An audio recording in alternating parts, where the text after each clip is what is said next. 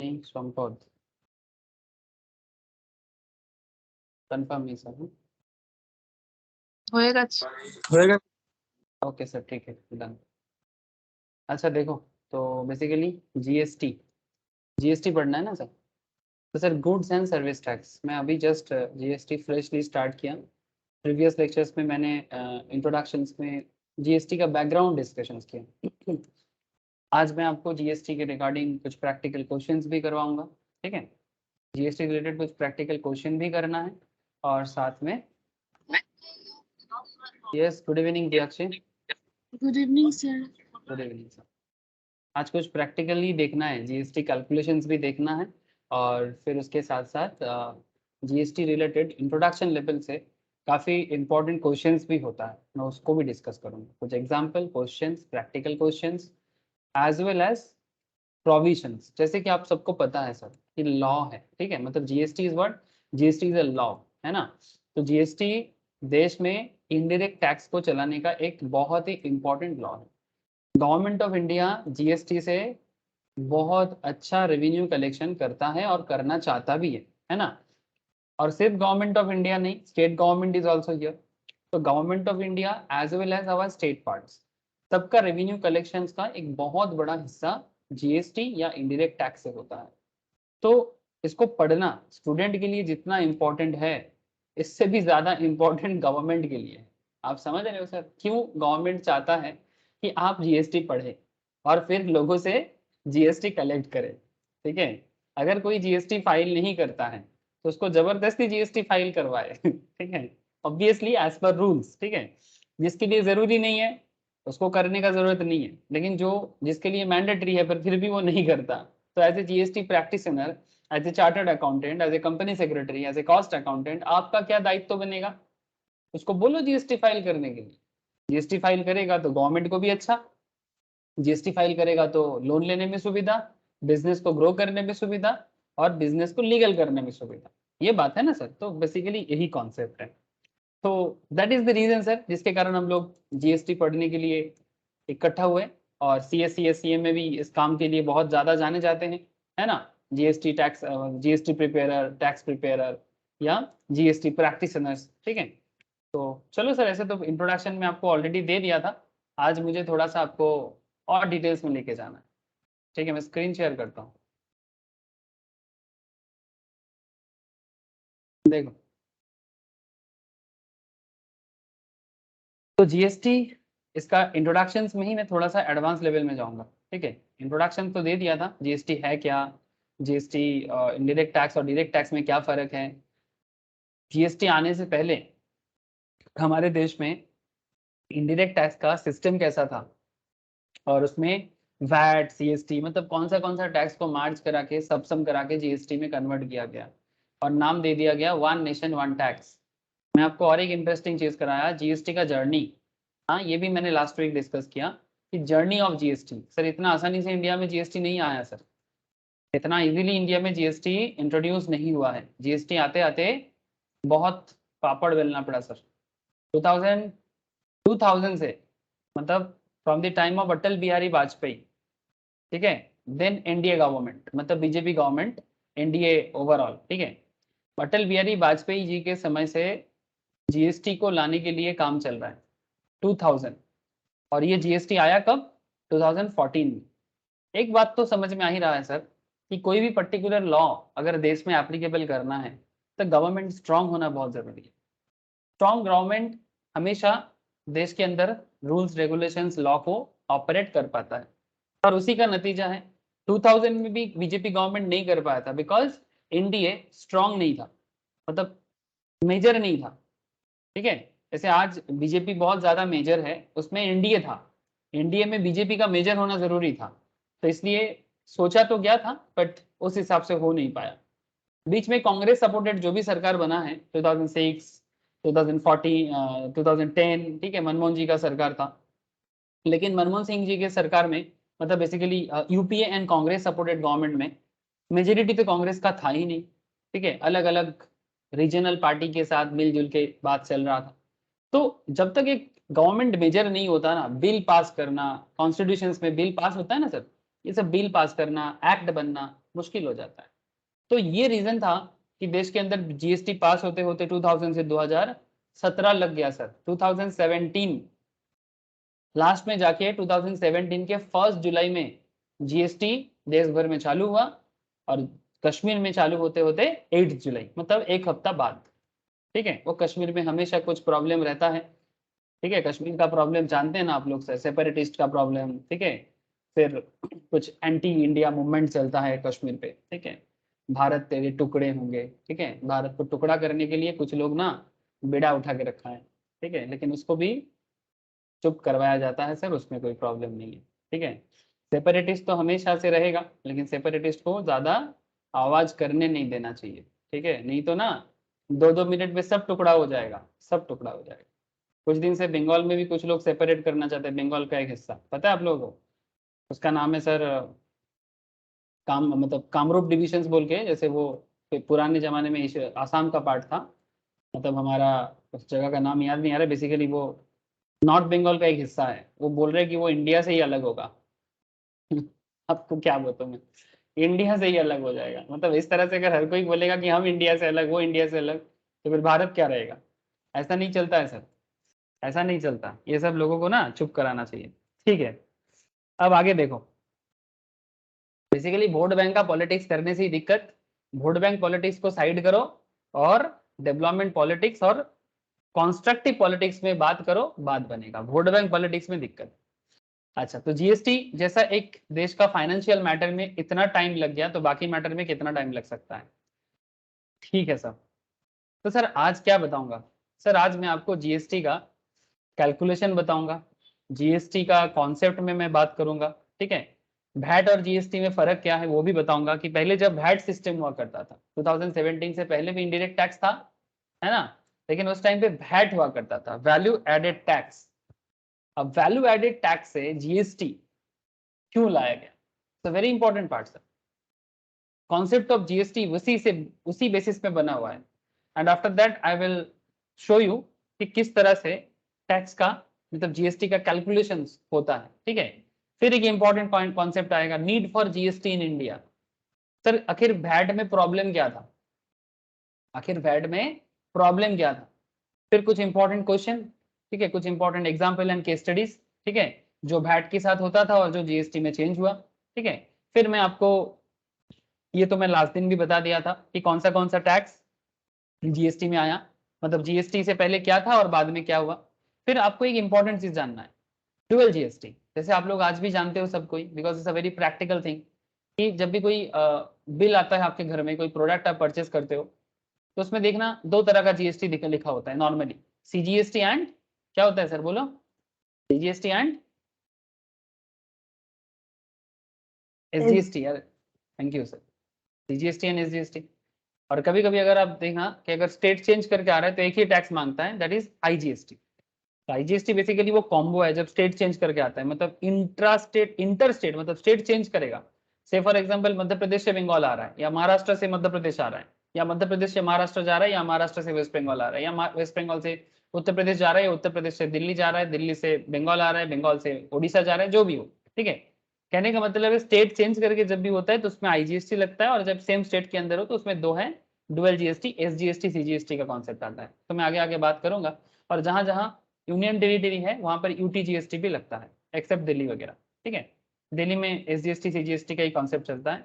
UT GST, union territory goods and service tax, मैं आगे आगे आता हूँ सर, बात करेंगे सर इसमें। ठीक है, और फिर इसके बेसिस में कुछ लेजिस्लेटिव फ्रेमवर्क भी है। सर लेजिस्लेटिव फ्रेमवर्क क्या है? Sir in our constitutions, constitutions में जीएसटी के बारे में क्या लेजिस्लेशन लाया गया है और उसका फ्रेमवर्क क्या है। ठीक है, और वो किस तरह से इसको डिस्ट्रीब्यूट किया गया है। फिर जीएसटी रजिस्ट्रेशन के बारे में भी थोड़ा ओवरव्यू अभी दे दूंगा। बाकी सर रजिस्ट्रेशन का एक अलग चैप्टर भी आएगा आगे आगे। ठीक है, एडवांस जितना जाएंगे जीएसटी में, रजिस्ट्रेशन के ऊपर एक स्पेशल चैप्टर भी पढ़ाया जाता है, कि जीएसटी रजिस्ट्रेशन के बारे में पूरा डिटेल्स में बातचीत किया जाता है कि कैसे आप जीएसटी रजिस्ट्रेशन पोर्टल में जाके कर सकते हो, और रजिस्ट्रेशन के बारे में क्या रूल्स रेगुलेशन है। State to state GST registration का अलग अलग पैरामीटर है सर, लिमिट लगा गया है सर। ठीक है, रजिस्ट्रेशन लिमिट है, मतलब हर एक स्टेट टू स्टेट डिपेंड करता है। नॉर्थ ईस्ट के लिए कुछ है नॉर्मल, कुछ स्टेट्स हैं, कुछ हिमालयन स्टेट्स हैं। ठीक है, कुछ स्पेशल कैटेगरी स्टेट्स हैं। तो उसके ऊपर डिपेंड करके रजिस्ट्रेशन में भी लिमिट लगाया गया है। अनदर इंटरेस्टिंग पार्ट, कुछ स्कीम भी है जीएसटी में, कॉम्पोजिशन स्कीम, रेगुलर स्कीम। तो कॉम्पोजिशन स्कीम क्या है, रेगुलर स्कीम क्या है, इसका भी मैं ओवरव्यू दूंगा, बिकॉज ये भी इंट्रोडक्शन चल रहा है। तो वो हर एक चीज जो आगे जाके चैप्टर में अलग से स्पेशलाइज करेंगे, कॉम्पोजिशन स्कीम में आगे स्पेशल भी बताएंगे आपको, लेकिन यहाँ पर आपको मैं कुछ ओवरव्यू भी देते हुए जाऊंगा। कुछ एग्जाम्पशंस का एरिया है, कुछ सीमलेस फ्लो ऑफ क्रेडिट, ये क्या है ये भी बताऊंगा, क्रेडिट का फ्लो, इनपुट टैक्स क्रेडिट का फ्लो। फिर मैं आपको कुछ इलस्ट्रेशंस भी कराऊंगा, ठीक है, इलस्ट्रेशन मतलब एग्जांपल्स, कि किस तरह से जीएसटी का कैलकुलेशंस होता है और किस तरह से उसका कैलकुलेशन के बेसिस में आप जीएसटी का मतलब जो कैलकुलेशन है, कितना सीजीएसटी पड़ेगा, कितना एसजीएसटी पड़ेगा, जो कैलकुलेट होके आपका बिल बनता है, उसी के बारे में मैं चर्चा करूंगा। दो केस है यहाँ पर, एक इंट्रा स्टेट का केस है, एक इंटर स्टेट का केस है। मतलब अगर सेम स्टेट के अंदर होगा तो क्या होगा, और जब स्टेट चेंज करके होगा तो क्या होगा, ठीक है। तो ऐसा कुछ कॉन्सेप्ट के साथ मेरा आज का डिस्कशन आपके साथ रहेगा, ठीक है। आई होप की बात समझ में आ रहा है सर आप लोगों को, बोलो। उसके बाद मैं आपको कॉमन पोर्टल में भी लेके जाऊंगा।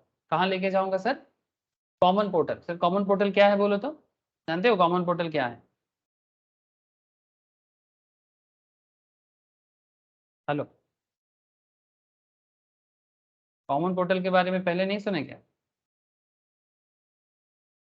सर जी, স্যার জিএসটি পোর্টালটা তো हाँ जीएसटी का साइट, ठीक है, সাইট गवर्नमेंट। যেটা স্যার ওদের ওই মানে আসল যে সাইটটা আছে যেটা সব কাজকর্ম হয়। यस सर, ठीक है, जिसके थ्रू से जीएसटी का सारा काम होता है। साइट का ये है, साइट का एड्रेस, ठीक है, gst.government.in, ठीक है सर। इसके अंदर भी आपको लेके जाऊंगा, इसको जीएसटी कॉमन पोर्टल कहा जाता है या इलेक्ट्रॉनिक पोर्टल भी कहा जाता है, ठीक है। जो जीएसटी एंड नेटवर्क मतलब goods and service tax network उसको बेसिकली चलाता है। अब जीएसटी कॉमन पोर्टल कैसे काम करता है इसका भी आपको नॉलेज चाहिए, ठीक है। या फिर अगर आप एक चार्टर्ड अकाउंटेंट हो, कंपनी सेक्रेटरी हो, मतलब टैक्स एडवोकेट्स जिसमें CS and CM as well as lawyer भी काम करते हैं, वो कैसे काम कर सकता है, ठीक है, इस पोर्टल के थ्रू से। फिर मैं आपको लेके चलूंगा जीएसटी बिलिंग के बारे में, ठीक है, ई वे बिल कैसे बनाया जाता है जीएसटी के थ्रू से, वो भी जीएसटी सॉफ्टवेयर के थ्रू से ही होता है, ठीक है। ई वे बिल, ठीक है, मतलब रास्ते में जो गाड़ी चलता है उसका इलेक्ट्रॉनिक वे बिल होता है। बिना वे बिल का गाड़ी रास्ते से नहीं जा सकता, इसका जो गुड्स है इसका इलेक्ट्रॉनिकली वे बिल बनाना पड़ता है, ठीक है। वो वे बिल के ऊपर भी अलग से चैप्टर में भी डिस्कशन होगा आगे जाके, मतलब एडवांस लेवल में, बट यहाँ पर मैं आपको ओवरऑल बताऊंगा।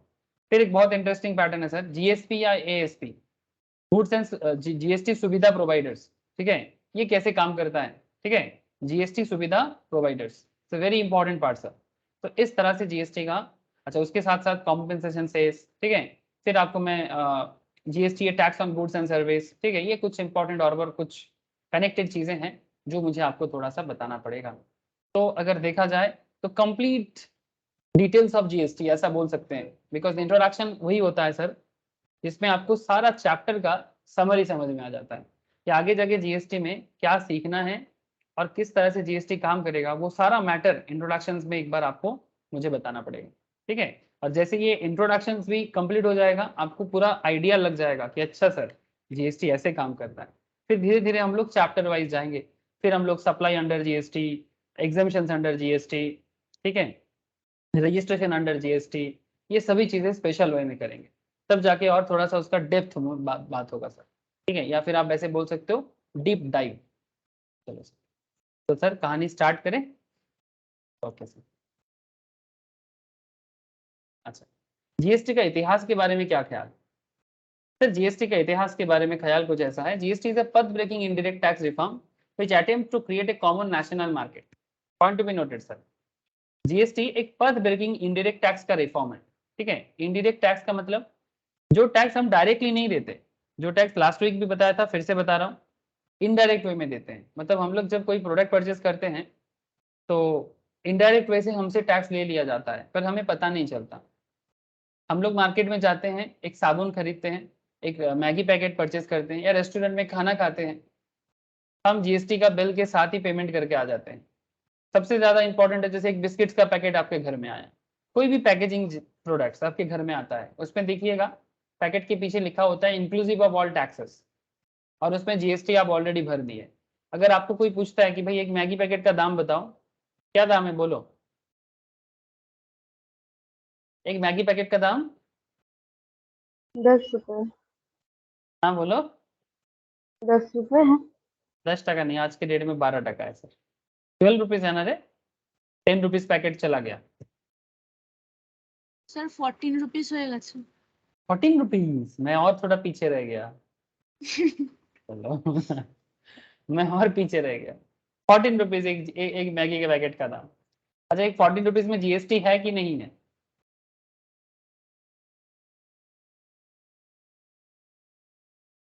क्या हाँ सर। 14 rupees including GST? लेकिन क्या फिर आप लोग तो सर बड़े हो गए, नॉलेज आ गया, जीएसटी भी पढ़ रहे हो, इतना सारा चीज सीख रहे हो, लेकिन क्या एक आम आदमी को जो इतना नॉलेज नहीं रखता, क्या उसको पता चल रहा है कि जीएसटी दिया उसने?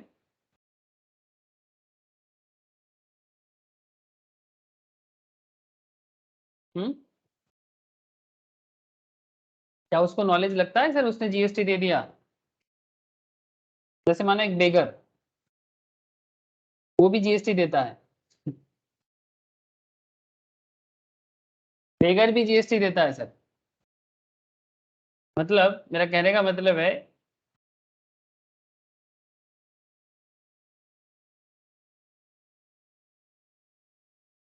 बेगर रास्ते में कुछ बेक कर रहा है, ठीक है, उसके बाद इसको लगता है कि एक मैगी पैकेट लेना चाहिए, ठीक है, खाने के लिए, उसका भी मन करता है।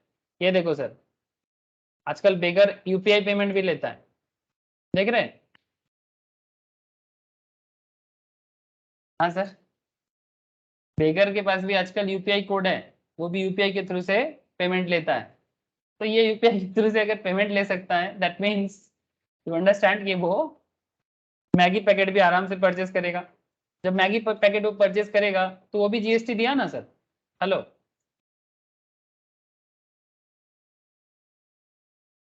क्या सर बोलो? देख रहे हैं सर डिजिटल बेगर? आप लोगों को दिखाई दे रहा है डिजिटल बेगर? बोलो सर।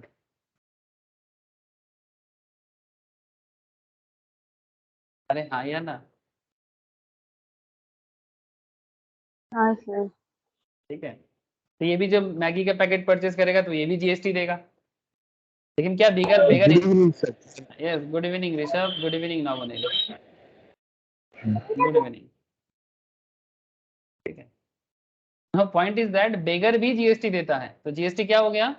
एक ऐसा इनडायरेक्ट टैक्स जो हर कोई देता है, ठीक है, और सरकार के घर में उसका रेवेन्यू कलेक्शन हो जाता है। जैसे गवर्नमेंट का मनी पाइपलाइन में हमेशा शो करता रहता हूँ आप लोगों को। ये 2019 का एक डेटा है जो मुझे गवर्नमेंट के फाइनेंशियल बजट से ही मिला है। यहाँ पर आप देख सकते हो कि 1920 का डेटा है, न्यू डेटा अभी तक मुझे मिला नहीं है, तो मिलने से मैं वो दिखा दूंगा आपको कि 2019-20 में, 1920 में गवर्नमेंट जीएसटी से, अगर गवर्नमेंट का collection total gross receipt any particular year में अगर 33 ट्रिलियन का होता है, उसमें से 6.1 ट्रिलियन का सिर्फ जीएसटी कलेक्शन होता है।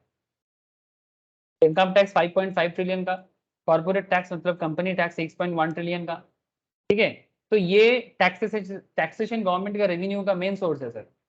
टैक्स रेवेन्यू गवर्नमेंट का रेवेन्यू का मेन सोर्स है, समझ रहे हैं सर? जो गवर्नमेंट पब्लिक से इनकम टैक्स और जीएसटी से या कंपनी के टैक्सेस से कमाता है। समझ रहे हैं सर बात आपको? गवर्नमेंट का इनकम समझ में आ रहा है आप लोग? और बाकी कुछ इनकम गवर्नमेंट कुछ लोन लेता है, जो इनकम अच्छा तो है, बट ये इनकम के साथ साथ, कलेक्शन के साथ साथ लाइबिलिटी भी लाता है।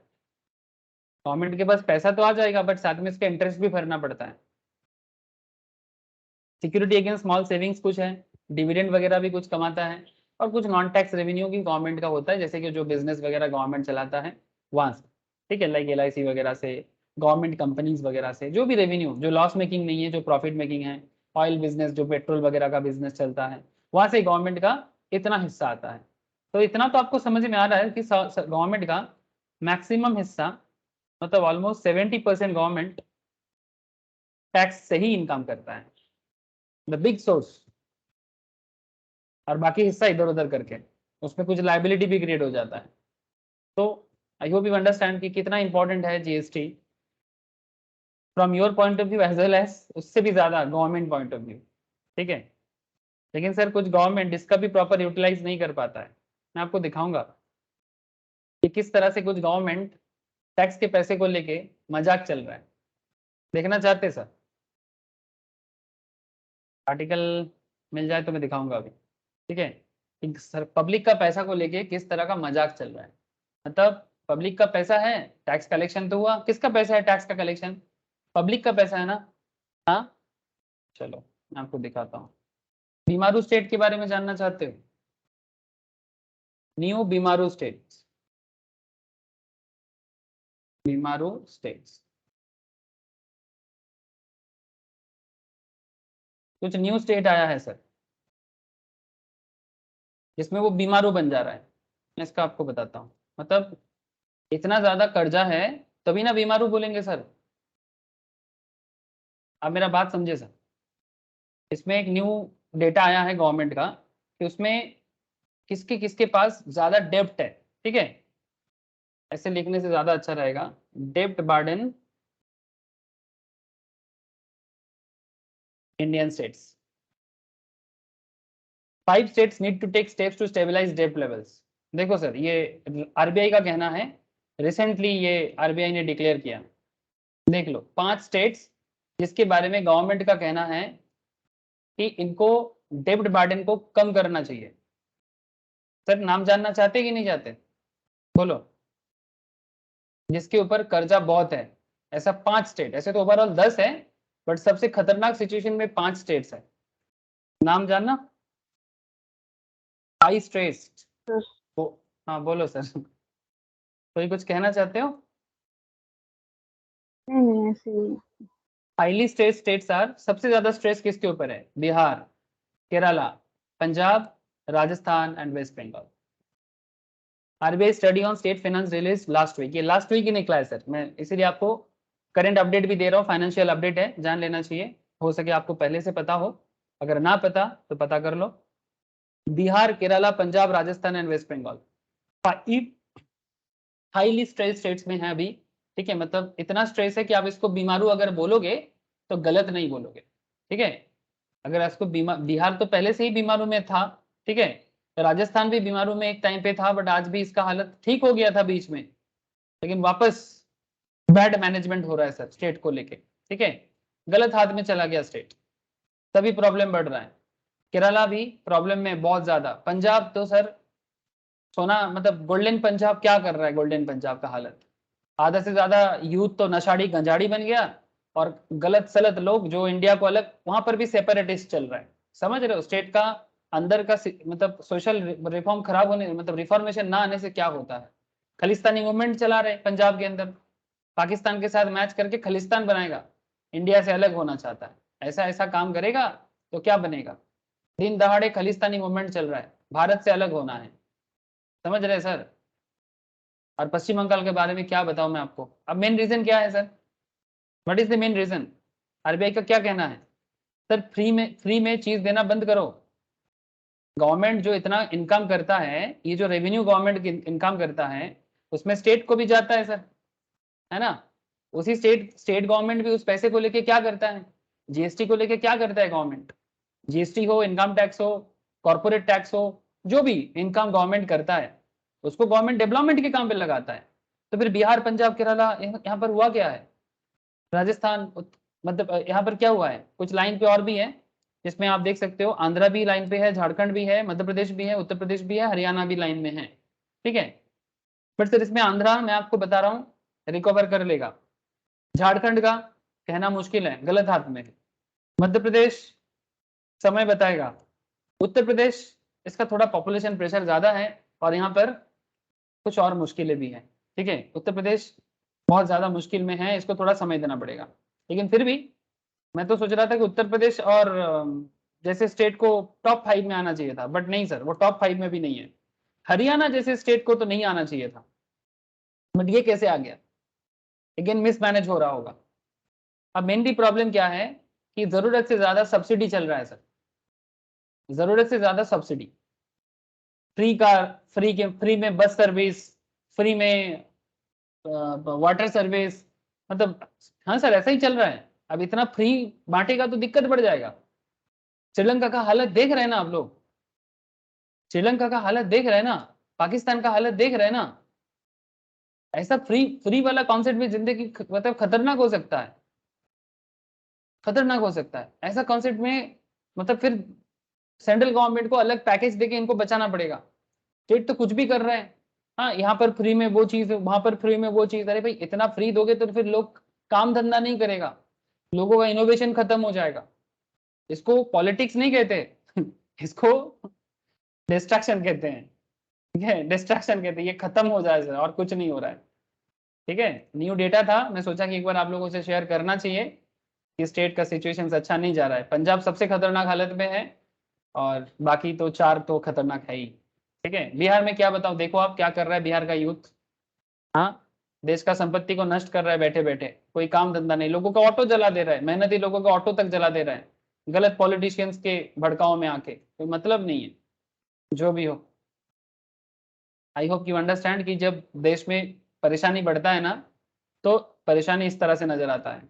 और ये हमारा पैसा है सर, हम लोग मेहनत करके टैक्स देते हैं, भिखारी भी टैक्स देते हैं, सभी का पैसा है, तभी जाके एक देश चलता है। और देश का पैसा इतना इजीली खराब हो जाए ये अच्छा नहीं लगता सर, ठीक है। और पैसे को लेके मतलब वो क्या बोले सर, वोट बैंक का राजनीति तो ना करे, लोगों को मेहनती बनाए, लोगों को मेहनती बनाए, वर्किंग कल्चर बनाए, है ना। लोग मेहनती बनेगा, इनोवेटिव बनेगा, तब ना कुछ होगा। फ्री में क्यों, हाँ फ्री में क्यों, मेहनत करो मिलेगा, काम करो मिलेगा, बिना बात का बैठे बैठे कोई मतलब नहीं होता। इतना मेहनत का पैसा इस हिसाब से उड़ाना बहुत खतरनाक है, पब्लिक को समझना चाहिए और उसका जवाब वोट देने के टाइम पे देना चाहिए। किसी का भी गद्दी फिक्स मत करो, बता दो कि ज्यादा गड़बड़ करोगे तो जाना पड़ेगा। दिल्ली में भी ऐसा ही कर रहा है, दिल्ली का इनकम बहुत है इसीलिए ठीक है, लेकिन ज्यादा चलता जाएगा ना तो दिल्ली भी खत्म हो जाएगा। दिल्ली में बिजनेसेस बहुत है, इनकम बहुत करता है दिल्ली, ठीक है। इंडिया का मैक्सिमम सुपर रिच दिल्ली में रहता है, ठीक है। इसलिए अगर केजरीवाल साहब अगर फ्री बांट रहे ना, तो वो दिखाई नहीं दे रहा है, लेकिन इतना फ्री दिल्ली में चल रहा है, मैं आपको क्या बोलूँ। लेकिन किसका पैसा है, कंपनी का पैसा है, इंडिविजुअल्स का पैसा है, जीएसटी का कलेक्शन है, तब जाके होता है। हाँ करो, जहाँ जरूरी है करो, लोगों को स्वास्थ्य सेवा दो, मतलब हेल्थ का बेनिफिट दो, एडुकेशन दो, ठीक है। लेकिन फ्री में राशन, फ्री में पानी, फ्री में बिजली क्यों? देखो सर, मैं क्यों बोला आपको समझ में आया सर? बिकॉज गवर्नमेंट को कलेक्शन करना पड़ता है, हम लोग देते हैं सरकार को, और इसीलिए जीएसटी एक रेवोल्यूशन है सर। वैट सिस्टम में क्या प्रॉब्लम था अभी बता देते हैं, रुको। तो जीएसटी को पद ब्रेकिंग क्यों बताया, और मैं लास्ट वीक के क्लास में समझाया था कि कितना collection day by day her month बढ़ रहा है। Create a common national market. GST has some multiple indirect taxes, excise duty, service tax, VAT, CST, luxury tax, entertainment tax, entry tax, सबको हटा के जीएसटी को लाया, ठीक है। एक one nation one tax concept मैं लास्ट वीक भी बताया था। आगे देखते हैं sir. VAT and GST are often used interchangeably as the latter denotes comprehensive of VAT by coverage goods and service. France was the first country, दुनिया में first France ने 1954 में ये वैट या जीएसटी कॉन्सेप्ट लाया था। Presently, more than 160 countries have implemented VAT or GST in some form or other because this tax has the capacity to raise revenue in the most transparent and neutral manner. The most transparent and neutral manner. Neutral manner में होता है ना, किसी को किसी भी तरह का भेदभाव नहीं है, किसी भी तरह का इनइक्वालिटीज नहीं होता है। सब जो जितना खाएगा उतना टैक्स जीएसटी देगा, है ना, जो जितना करेगा उतना जीएसटी देगा। इनइक्वालिटीज, नो इनइक्वालिटीज, पूरा इक्वालिटी कॉन्सेप्ट में है। आप 5,000 का सामान खरीदोगे जीएसटी भरो, ठीक है। तो most of the countries follow unified GST, that is a single tax applicable throughout the country. एक single tax throughout the country, मतलब इनडायरेक्ट टैक्स में। पहले क्या प्रॉब्लम था, 2017 से पहले स्टेट के अंदर वैट दो, स्टेट चेंज हो जाए तो सीएसटी दो, लग्जरी प्रोडक्ट के लिए अलग से लग्जरी टैक्स दो, एंटरटेनमेंट के लिए अलग से एंटरटेनमेंट टैक्स दो। थोड़ा थोड़ा अभी भी एंटरटेनमेंट टैक्स कहीं कहीं दिखता है, बट बहुत ज्यादा कम हो चुका है। स्टेट में एंट्री होने के टाइम पे, जब एक स्टेट से दूसरे स्टेट में एंट्री होता है ना, तो एंट्री या ऑक्ट्रॉय दो, ठीक है। ये सब चीजें खत्म हो गया है, ठीक है। खत्म होके एक सिंगल टैक्स सिस्टम आया है, अब ये होना बहुत जरूरी है। आप लोगों को पता है सर, यूरोप मॉडर्न टाइम में इतना ज्यादा डेवलप क्यों हुआ है? लास्ट 100-200 ईयर्स में यूरोप का एक इंपॉर्टेंट हिस्सा ये है कि यूरोप अच्छा बिजनेस किया है। अगर मैं इस हिस्सा को लेता हूँ, रशिया को थोड़ा साइड कर सकते हैं बिकॉज रशिया और बाकी यूरोप में फर्क है। रशिया थोड़ा सा अलग वे में चलता है, मैं मोटा मोटी यहाँ से ले सकता हूँ।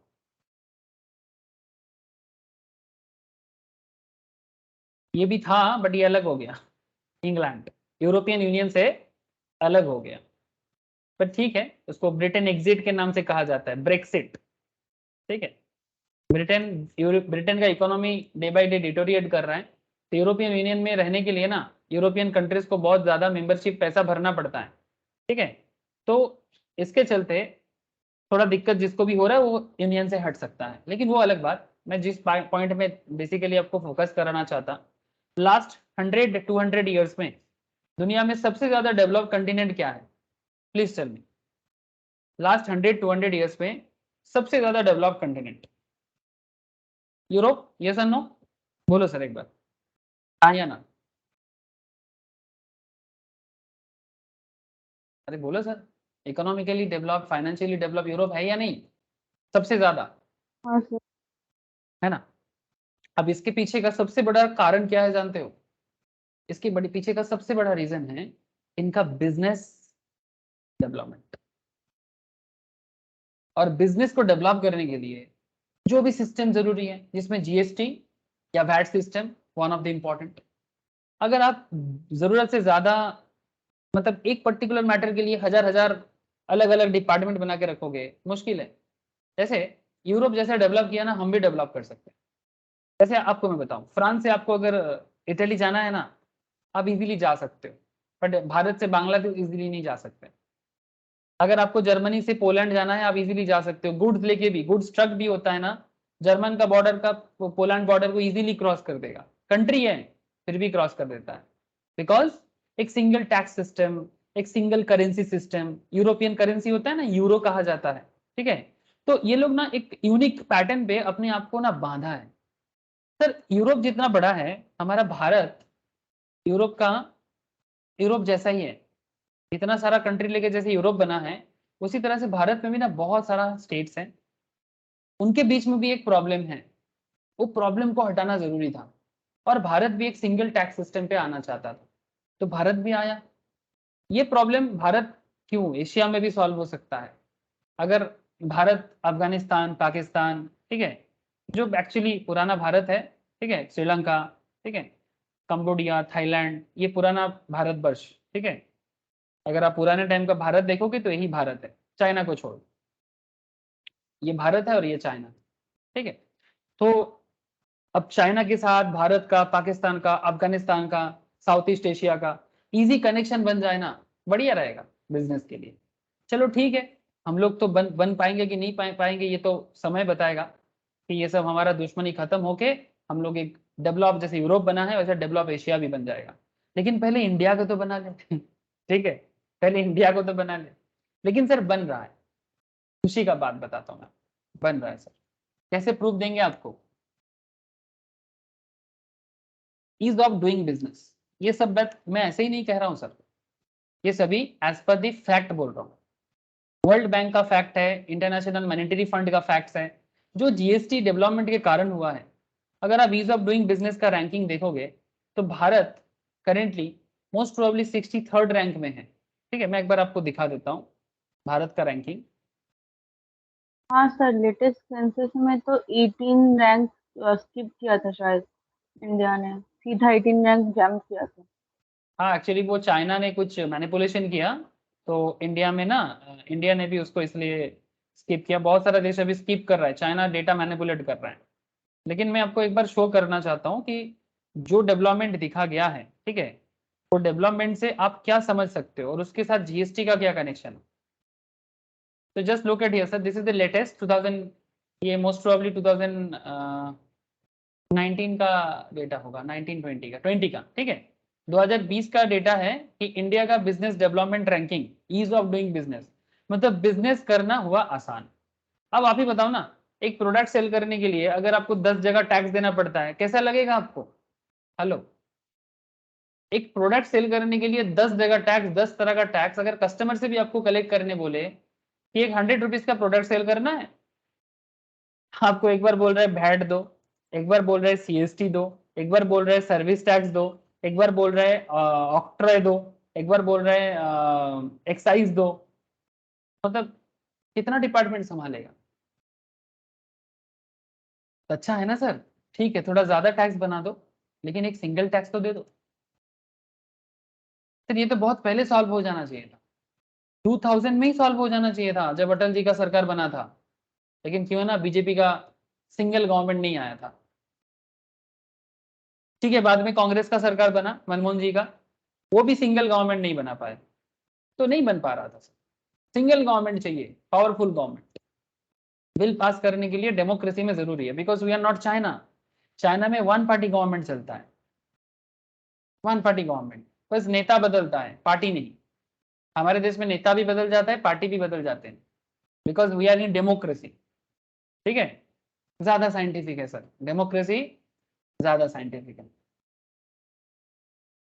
No doubt. चाहे भले ही भारत थोड़ा पीछे रह जाए चाइना से, पर डेमोक्रेसी इज ओके।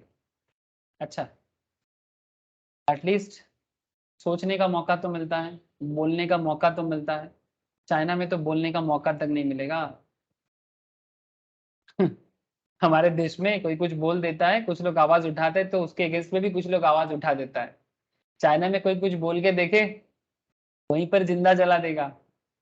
बोल के दिखाओ एक बार, किसी के अगेंस्ट में चाइना कुछ तो नहीं बोल। डिक्टेटरशिप मिल रहा है। वही तो ये कभी भी हेल्थ के लिए भी अच्छा नहीं है, माइंड के लिए भी अच्छा नहीं है, ब्रेन के लिए भी अच्छा नहीं है। ठीक है। किसी के लिए भी अच्छा नहीं है सर।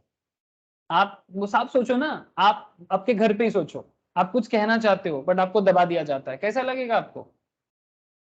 आप रोना चाहते हो, आपको रोने नहीं दिया जाएगा। आप हंसना चाहते हो, आपको हंसने नहीं दिया जाएगा।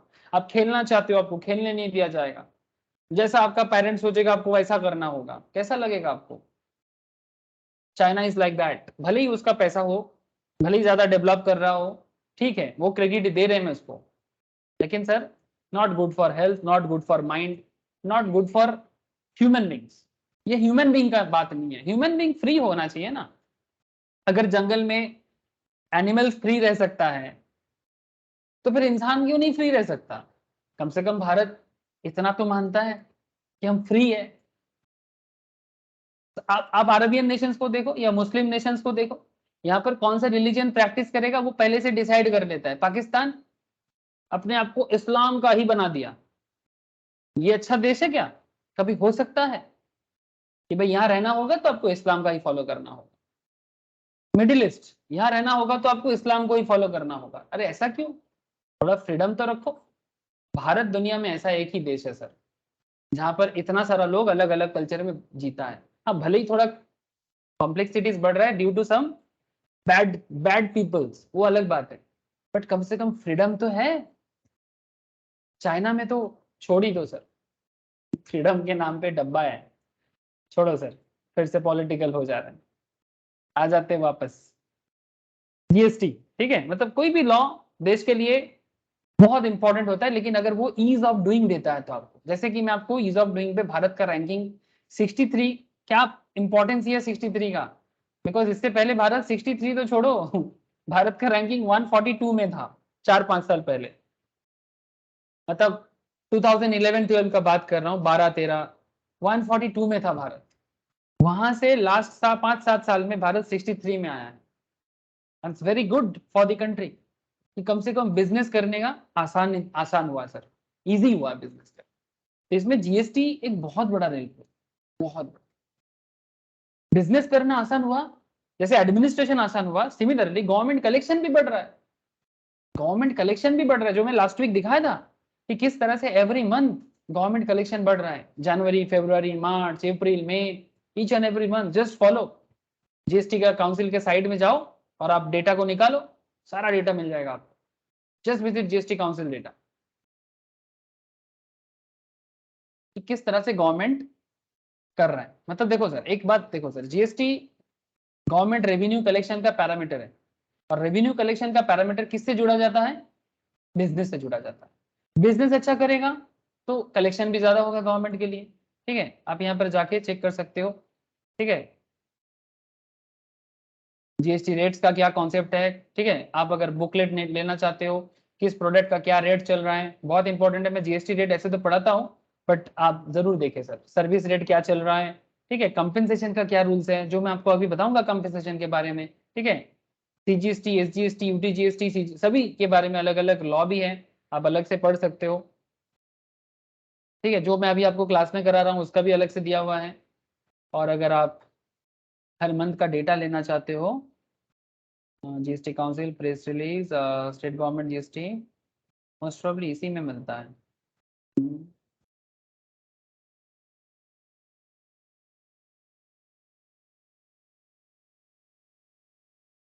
यहीं पर मिला था, मैं लास्ट वीक दिखाया था आपको। कहाँ से डाउनलोड किया था मुझे याद नहीं आ रहा है। अच्छा ठीक है, याद आ जाएगा ना तो वापस दिखा दूंगा। हो सकता है ये वाला है। ठीक है, न्यूज़लेटर आता है, डेटा आता है, ज़रूर चेक कीजिएगा, मैं दिखा दे रहा हूँ ताकि आप लोग हमेशा अपडेट रहो। ठीक है सर, चलो तो अब यहाँ पर मैं थोड़ा सा और बात करता हूँ सर। अच्छा एक जीएस, डाउट, हाँ बोलो सर। ये ईज ऑफ डूइंग बिजनेस का जो स्टैटिस्टिक्स है, इसका कारण सिर्फ जीएसटी है या फिर और भी कोई मतलब नहीं नहीं, चीज है? और भी पैरामीटर है, but GST is one of the big parameter. GST is one of the big parameter, और भी पैरामीटर्स है। मतलब देखो sir, ease of doing business का सिंपल मतलब क्या है कि आप बिजनेस करोगे बट आपको हर जगह में, मतलब जितना हो सके इजी हो, आप बिजनेस करोगे अच्छा है, लेकिन आपका बिजनेस देश को भी कुछ देके जाए, that is also important. But अगर एक बिजनेस करने के लिए अगर आपको 10 जगह भटकना पड़ता है, ठीक है, हर जगह में अगर रेड टैप, यहाँ जाओगे तो वो गवर्नमेंट, वहां पर जाओगे तो वो वाला डिपार्टमेंट, वहां पर जाओगे तो तीसरा डिपार्टमेंट, ठीक है, तो जितना डिपार्टमेंट कम होगा उतना अच्छा ना सर, क्योंकि डिपार्टमेंट में क्या होता है ना, ब्यूरोक्रेसी बढ़ता है ना। आप समझ रहे हो, जितना अलग अलग गवर्नमेंट डिपार्टमेंट के पास आपको जाना पड़ेगा उतना ब्यूरोक्रेसी का प्रॉब्लम है। आपको हर जगह में परमिशन, और आपको पता ही है कि गवर्नमेंट डिपार्टमेंट हमारे देश में भी बहुत ही खराब है। ठीक है, तो अगर हर बात में आपको परमिशन चाहिए, ठीक है, तो दिक्कत बढ़ जाता है। तो इसलिए बिजनेस करने में थोड़ा इजीनेस होना चाहिए ना, तो उसमें जीएसटी बहुत इंपॉर्टेंट हो गया। मतलब देखो, जीएसटी से पहले क्या प्रॉब्लम था, जीएसटी से पहले प्रॉब्लम क्या था कि आपको अलग से वैट वैट कलेक्शन के लिए वैट का रजिस्ट्रेशन करना पड़ेगा, सीएसटी रजिस्ट्रेशन करना पड़ेगा, लग्जरी गुड्स बेचोगे तो उसके लिए अलग से करना पड़ेगा, एंटरटेनमेंट दोगे तो उसका अलग से करना पड़ेगा, एंट्री के लिए ऑक्ट्राई के लिए अलग से देना पड़ेगा, रास्ते में लाइन लगा के गाड़ी खड़ा हो जाता है।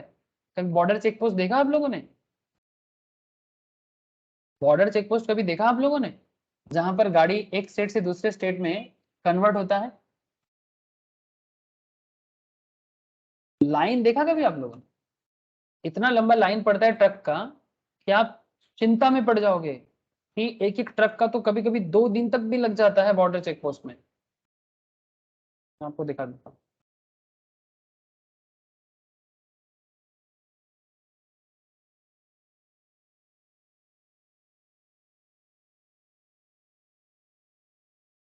ये देखो सर, समझ पा रहे हैं सर? इतना ट्रक का जो जाम बढ़ता है ना, ये इस तरह से होता है। क्या प्रॉब्लम है, क्योंकि बॉर्डर आते ही गाड़ी खड़ा हो जाएगा, एंट्री टैक्स दो तब गाड़ी जाएगा। समझ रहे हैं ना सर, ये सब प्रॉब्लम जीएसटी आने के बाद खत्म हुआ है। जीएसटी में ईयूए बिल का भी प्रॉब्लम सॉल्व हुआ है। ठीक है, और इसका प्रॉब्लम क्या है कि पहले ना सेटलमेंट होने के लिए ना प्रॉपर, मतलब इसमें टेक्नोलॉजी भी एक बहुत हेल्प हो गया है सर। जैसे gst.government.in में अगर आप जाते हो तो यहाँ पर ना अभी हर एक डिपार्टमेंट के साथ हर एक डिपार्टमेंट का सिंक हो गया। ठीक है, एक सिंक्रोनाइजेशन हो गया। अब डिपार्टमेंट टू डिपार्टमेंट में ना मैटर को देखता है, स्टेट को कलेक्शन होता है तो सेंट्रल को चला जाता है, सेंट्रल को कलेक्शन होता है तो स्टेट को आ जाता है। पहले ना ये सब प्रॉब्लम सॉल्व नहीं हो पाता था, कलेक्शन कोई करता था, फिर उसका कलेक्शन उसके पास जाने में दिक्कत होता था, रेमिटेंस में दिक्कत होता था, ये सब आगे आगे आपको मैं बताऊंगा। ठीक है, तो ईज ऑफ डूइंग बिजनेस में इसीलिए जीएसटी एक बहुत बड़ा रोल प्ले करता है। लेकिन इसका मतलब ये नहीं कि सिर्फ जीएसटी है, पर जीएसटी एक one of the big reason. Even आज के डेट में जब जैसे कि मानो कि सीएस में और भी कुछ पेपर्स हम लोग, जैसे जो लोग सीएस का भी पढ़ाई स्पेशली करते हैं, इज आपका setting up of business activities, ठीक है, बिजनेस एंटिटीज वगैरह, वहां पर भी आप देखोगे कितना सारा कम फॉर्म में काम हो जाता है, पहले उससे ज्यादा फॉर्म का जरूरत पड़ता था। ठीक है, तो ये सब प्रॉब्लम सॉल्व किया गया है सर, समझ में आया सर बात? हाँ सर। इसमें GST ease of doing business में एक बहुत ही बड़ा हिस्सा लेता है, बिकॉज बिजनेस करोगे तो सरकार सबसे पहले बोलेगा भाई मेरा हिस्सेदारी दो, बिकॉज गवर्नमेंट कहाँ से चलाएगा? गवर्नमेंट आपसे जरूर लेगा, और इंडिया जैसे कंट्री तो जरूर लेगा, बिकॉज हमारे पास तेल का कुआं नहीं है। वी डोंट हैव तेल लाइक अरबियन नेशंस में तो इनकम टैक्स ही नहीं है इनके पास। मतलब 19th सेंचुरी 20th सेंचुरी में 21st सेंचुरी का सबसे बड़ा आविष्कार है, that is petrol diesel. Bharat के पास पेट्रोल डीजल नहीं है, और पेट्रोल डीजल के लिए दुनिया मारामारी कर रहा है। पूरा दुनिया का जो वार है वो पेट्रोल डीजल को लेके है। भगवान करे कि एक दिन पेट्रोल डीजल का इस्तेमाल ही कम हो जाए, जिस दिन ये होगा मजा आएगा सर। तो फिर कैसे चलेगा? अरे कुछ और आ जाए जो सबके पास নাকি এবার বলছে পেট্রোল ডিজেলের দূষণটা বেশি হচ্ছে, ইলেকট্রিকের ব্যবহার বাড়াবে এরকম বলছে, এবারে ইলেকট্রিক বাস চালাচ্ছে। हाँ इलेक्ट्रिक वगैरह आ रहा है, एग्जैक्टली सर वो होगा। बहुत सारा कंट्री धीरे धीरे पेट्रोल डीजल से शिफ्ट हो जाएगा, कोशिश कर रहा है कि रिन्यूएबल एनर्जी को यूज करके कुछ डिफरेंट काइंड ऑफ वे से सब कुछ चला जाए। ठीक है, पेट्रोल डीजल भी बहुत ज्यादा डिपेंडेंसी हो गया है। दुनिया जितना जल्दी ये सब मैटर को सॉल्व करेगा ना, इनोवेशन करेगा, अच्छा रहेगा। स्पेशली रिन्यूएबल एनर्जी में, सोलर एनर्जी में इनोवेशन लाना चाहिए, उसमें फोकस करना चाहिए। पेट्रोल डीजल से जितना हो सके हमें बाहर निकलना चाहिए, पेट्रोल डीजल कोल, ठीक है, ये सबसे बाहर आना चाहिए। फॉसिल फ्यूल से जितना कम हो जाए उतना अच्छा। ये फॉसिल का प्रॉब्लम है, फॉसिल को लेके मारा मारी है, ठीक है। अच्छा होगा सर, बहुत अच्छा होगा जिस दिन कंट्री ये मारा मारी बंद कर देगा, ठीक है। चलो सर आगे बात करते हैं। पता नहीं क्या सॉल्यूशन आएगा, बट आएगा तो जरूर, अगर कोशिश करने से हर प्रॉब्लम का सॉल्यूशन निकलता है सर। ठीक है, चलो आगे चलते हैं। Single tax applicable throughout the country, however in federal politics, federal मतलब इंडिया जैसे कंट्री में फेडरल पॉलिटिक्स चलता है। कॉन्स्टिट्यूशन क्लास में आप लोगों को पढ़ाता हूँ। फेडरलिज्म मतलब सेंट्रल एंड स्टेट के बीच में होता है ना सर। इंडिया अकेला नहीं चलता, फेडरल वे में चलता है। कुछ कंट्री जैसे कि ब्राजील, कनाडा, ऐसे देशों में ड्यूअल जीएसटी चलता है। भारत में भी इसी तरह से ड्यूअल सिस्टम आया, मतलब एक जीएसटी नहीं। एक जीएसटी मतलब सिर्फ सीजीएसटी होता तो अच्छा होता, central goods and service tax, state central collect करता, बात बन जाता। इसको लेके भी प्रॉब्लम। तो भारत में है ड्यूअल जीएसटी। ड्यूअल जीएसटी क्यों? इसमें सीजीएसटी भी है, इसमें एसजीएसटी भी है। स्टेट को हिस्सा लगेगा। हाँ बोलिए। स्टेट को हिस्सा लगेगा। एक सेकेंड, स्टेट का हिस्सा, ठीक है, जो फेडरल स्ट्रक्चर का प्रॉब्लम भी है और अच्छा भी है। फेडरल स्ट्रक्चर का क्या है सर? देखो मैं आपको फेडरल स्ट्रक्चर का एक सिंपल बता देता हूँ। ये कॉन्स्टिट्यूशन है सर, ये फेडरल स्ट्रक्चर जो का बात मैं कर रहा हूँ, ये कॉन्स्टिट्यूशन है हमारे देश में। नॉर्मल मैं आपको सिंपल लैंग्वेज में बताता हूँ, डिटेल्स लैंग्वेज में कॉन्स्टिट्यूशन की क्लास में बात करूंगा, जूरिस्प्रूडेंस लेक्चर में। लेकिन सिंपल वे में समझो कि हमारे देश में क्या चलता है। सेंट्रल गवर्नमेंट है सर, जो न्यू दिल्ली से कंट्रोल होता है। सेंट्रल गवर्नमेंट के पास पावर ज्यादा है, लेकिन स्टेट के पास भी पावर है। स्टेट के पास भी पावर है। ये मेरा होम स्टेट है, इसलिए मैं इसको ड्रॉ किया, ठीक है। स्टेट के पास भी पावर दिया गया है, स्टेट भी अपने हिसाब से रूल बना सकता है, ठीक है। नो पॉइंट इज दैट, अगर ऐसा होता कि सारा कलेक्शन सेंट्रल करता और स्टेट को डिस्ट्रीब्यूट कर देता, तो ये डेमोक्रेसी नहीं होता प्रॉपर वे में, ठीक है। इसीलिए हमारे देश में रीजनल पार्टी चलता है, जो स्टेट वे में चलता है, ठीक है। इसका कुछ प्रॉब्लम है, पर लॉन्ग टर्म में बहुत अच्छा बेनिफिट मिल सकता है, ठीक है। मैं कभी कभी सोचता हूँ कि भारत में स्टार्टिंग से ये होना नहीं चाहिए था। ये मेरा कभी कभी पर्सनल मानना है कि स्टार्टिंग से भारत में सेंट्रली पूरा भारत को कंट्रोल करना चाहिए था। अगर होता तो शायद कश्मीर का प्रॉब्लम, नॉर्थ ईस्ट का प्रॉब्लम, ये सब नहीं होता, ठीक है, पंजाब का हिस्सा, ठीक है, ये जो हो नहीं होता। लेकिन ठीक है सर, जो हो गया हो गया। नाउ पॉइंट इज दैट कि रीजनल पार्टी भी आपको बहुत अच्छा हेल्प कर सकता है। जैसे अगर सेंट्रल गवर्नमेंट चाइना जैसा बर्ताव करे, तो आपको कोई फ्रीडम ना दे, तो फिर आप चेंज कर सकते हो ना। जैसे जिन लोगों को लगता है, ऐसे बहुत लोग ऐसा है सर, जिनको लगता है कि बीजेपी अभी हिटलरिज्म कर रहा है, कुछ लोगों का ऐसा मानना है, ठीक है। इसका मानना है वो है, उसमें मैं क्या बोल सकता हूँ। लेकिन मेरा कहने का मतलब है अगर किसी को लगता है कि बीजेपी प्रॉब्लम कर रहा है, बीजेपी को हट जाना चाहिए सेंट्रल से, ठीक है। अगर आप मुझे पूछोगे तो मैं बोलूंगा नहीं, ठीक है, भारत में अभी कोई ऐसा लीडर नहीं है जो देश को कंट्रोल कर पाए, ना राहुल गांधी में वो क्षमता है और कोई भी रीजनल लीडर वैसा अभी भी नहीं है जो देश चला सकता है। ये मेरा पर्सनल पॉइंट ऑफ व्यू है, बाकी सबका अपना अपना हो सकता है। नाउ पॉइंट इज दैट कि हो सकता है किसी का पॉइंट ऑफ व्यू है कि बीजेपी अच्छा नहीं है, बीजेपी को हटाना पड़ेगा। अब फेडरल स्ट्रक्चर के कारण ये पॉसिबल है। क्यों? क्योंकि अगर स्टेट जैसे कहा जा रहा है कि 2024 में जब इलेक्शन होगा, मोदी जी को हटाना है, बीजेपी को हटाना है, तो ममता दीदी एक वन ऑफ द बिग, ममता दीदी को एक बहुत बड़ा पावर माना जा रहा है। क्यों? क्योंकि ममता दीदी एक सिंगल ऐसा पार्टी है रीजनल में जिसका सबसे ज्यादा सीट है पार्लियामेंट में, लोकसभा में, ठीक है। आंध्र प्रदेश का जो नेता है उन्हें भी माना जा रहा है कि वो पावरफुल हो सकते हैं, ऐसा माना जा रहा है, ठीक है। तो अभी हर बाकी रीजनल पार्टीज मिलके अगर एक गठबंधन बनाता है और उनका ताकत काम आता है, ठीक है, तो वो मिलके बीजेपी को हटा सकता है। ये डेमोक्रेसी का पावर है, ठीक है। ये सब सर फेडरल स्ट्रक्चर के लिए पॉसिबल है सर, ठीक है। लेकिन वो अलग बात, लेकिन फेडरल सिस्टम हो सकता है हमारे देश में, लेकिन दिल्ली के पास पावर हमेशा ज्यादा है, हमेशा ज्यादा रहना चाहिए सर, ठीक है, रहना चाहिए। ज्यादा प्रॉब्लम करेगा मिलिट्री शासन कर देगा, जैसे कश्मीर में है, आपसपा चलता था आसाम में, नॉर्थ ईस्ट में, ठीक है। होना चाहिए, जरूरी है, नहीं तो ना सब अपने अपने जगह में चालू हो जाएगा, ठीक है। जैसे यहाँ पर एक पर्टिकुलर एक एरिया है सर बंगाल की, यहाँ पर ये वाला area coach, this particular area, ये क्या चाहते हैं तो कामतापुरी बोल के एक एरिया है सर यहाँ, कामतापुरी, जो एक्चुअली पुराने टाइम से आसाम के साथ कामरूप बोलते हैं ना आसाम को, कामतापुरी ये लोग फिर से जग गया और यहाँ पर बोल रहे कि ये इस पार्ट को इंडिया से अलग कर देगा, जैसे भूटान अलग है ना इस तरह का, नेपाल अलग है इस तरह का, कामतापुर को इंडिया से अलग करेगा, कोच बिहार एरिया को।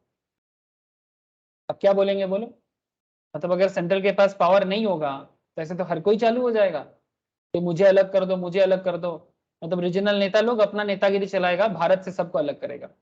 जैसे जेएनयू में क्या नारा लगा था पता है ना आप लोगों को, भारत तेरे टुकड़े होंगे, समझ रहे हो ना, भारत तेरे टुकड़े करेंगे, करो टुकड़े। अब इसके लिए सेंट्रल के पास पावर होना चाहिए सर, ठीक है। ये फेडरल स्ट्रक्चर के कारण सभी चीजें पॉसिबल है, और फेडरल स्ट्रक्चर के कारण ही डुअल जीएसटी, कि कुछ जीएसटी सेंट्रल भी कलेक्ट करेगा और कुछ जीएसटी स्टेट भी कलेक्ट करेगा, इसीलिए सीजीएसटी एसजीएसटी। आगे मैं और डिटेल्स में बात करूंगा आपको। सर पॉलिटिक्स या पॉलिटिकल मैटर सामने इसीलिए आ जा रहा है सर, बिकॉज बात जब फाइनेंस का डिस्ट्रीब्यूशन का है ना, जब पैसा का डिस्ट्रीब्यूशन का है तो पॉलिटिकल मैटर आ ही जाएगा।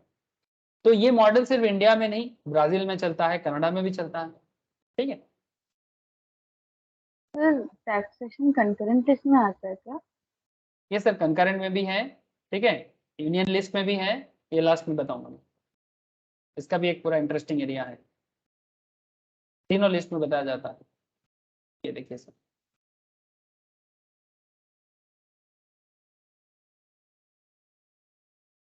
तीनों लिस्ट काम आता है। लास्ट ये पॉइंट में एक्चुअली लेजिस्लेशन का पॉइंट है, कॉन्स्टिट्यूशनल प्रोविजंस है, ठीक है। Article 265 is there, article 245 is there, article 246 is there, ठीक है। Union list, state list, concurrent list, तीनों लिस्ट है इसके अंदर, ठीक है सर। आगे बताऊंगा सर, এই সবাই বুঝতে পারছে? হ্যালো, হ্যাঁ স্যার। হ্যাঁ স্যার। Yes sir. ठीक है सर, आपको समझना चाहिए ना कि देश का पूरा सिस्टम कैसे चलता है, नहीं तो क्या समझोगे। Before we proceed with finer nonsense of Indian GST, let us first understand the basic concept of GST.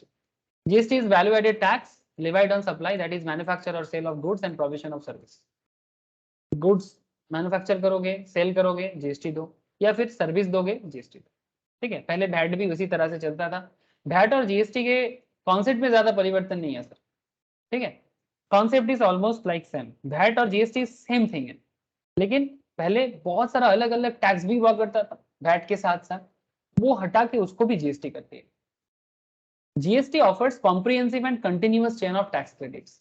GST में ना टैक्स क्रेडिट मिलता है, कैसे ये क्रेडिट डिस्ट्रीब्यूट होता है मैं आपको अभी दिखाऊंगा, जस्ट वेट करो सर। कैसे ये क्रेडिट डिस्ट्रीब्यूट होता है, जिसको इनपुट टैक्स क्रेडिट भी कहा जाता है, जो वैट सिस्टम में प्रॉब्लम होता था। क्यों? बिकॉज वैट सिर्फ स्टेट के अंदर चलता था, सेंट्रल लेवल में सीएसटी चलता था, मैन्युफैक्चरिंग में कस्टम चलता था, एक्साइज चलता था, ठीक है।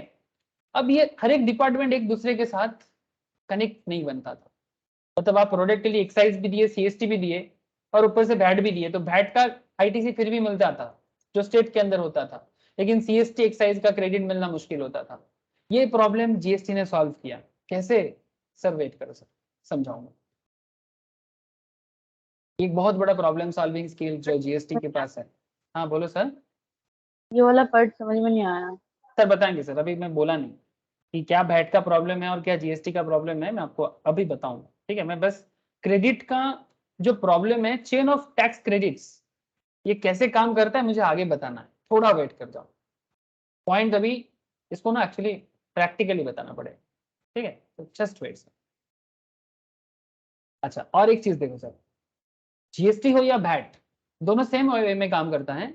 The supplier at each stage is permitted to avail credit of GST paid on the purchase of goods or service and can set off this credit against the GST payable on the supply of goods and service to be made by him. Thus, only the final consumer bears the GST charged by the last supplier in the supply chain, which set off the benefits all the previous stages. ये भी समझ में नहीं आया होगा। इस point का नाम है burden borne by the final consumer। मतलब जीएसटी में जो एक्स्ट्रा टैक्स लगाया जाता है हर स्टेज में, इसका बेनिफिट बिजनेसमैन को मिल जाएगा, लेकिन इसका बर्डन कस्टमर को आ जाएगा। लेकिन सर ये भी आधा अधूरा हो गया, इसको भी क्लियर करना है। और एक इंपॉर्टेंट मैटर इसमें है sir, no cascading effects. Since only the value added at each stage is taxed under GST, there is no tax on tax. Tax on tax क्या है सर? जो जीएसटी वैट में प्रॉब्लम था, इसको GST में ठीक किया। मैं समझाता हूँ, कुछ एग्जांपल दो तो समझ में आएगा, ऐसे समझना मुश्किल है। बात को याद रखिए सर, क्या क्या पॉइंट समझना है? Value added tax, continuous chain of tax credit, burden borne by final consumer and no cascading effects, ठीक है सर। ये वाला एग्जांपल ध्यान से सुनना।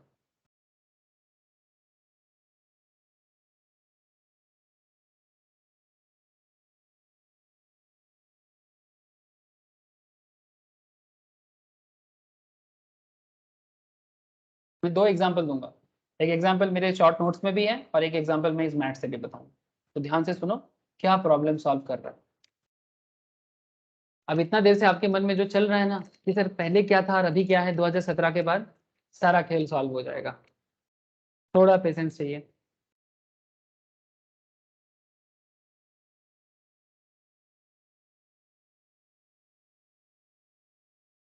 सर एक प्रोडक्ट बनाने के लिए सबसे पहले किसके पास जाना पड़ता है? मैन्युफैक्चरर के पास, यस और नो? हाँ सर। ठीक है, मानो कि एक प्रोडक्ट मैन्युफैक्चर करके उसका कॉस्ट पड़ा है 1 लाख, ठीक है, किसके पास? मैन्युफैक्चरर के पास। 1 लाख का कॉस्ट है, उसमें मानो जीएसटी है 18%, ठीक है, राउंड में ले ली। अब देखो सर, कई बार हम लोग मार्केट में ऐसे देखते हैं कि जीएसटी 18% है, तो अगर जीएसटी 18 है तो सीजीएसटी कितना हो जाएगा? 9%, एसजीएसटी हो जाता है 9%। अगर ये इंट्रा स्टेट है तो मतलब सेम स्टेट के अंदर सप्लाई हुआ तो ऐसा रेट पड़ता है, 18 को ही 2 हिस्सों में बांट देता है। लेकिन अगर इंटर स्टेट है, मतलब स्टेट चेंज करके आता है सप्लाई, तो जीएसटी जो है वो आईजीएसटी हो जाता है और डायरेक्टली 18% चार्ज करता है।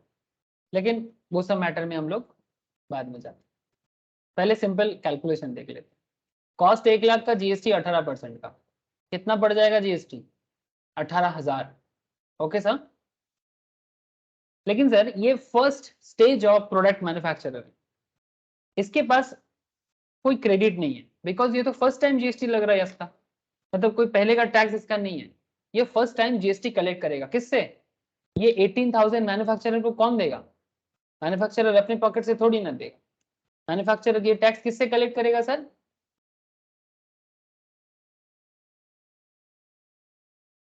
डिस्ट्रीब्यूटर से, यस और नो?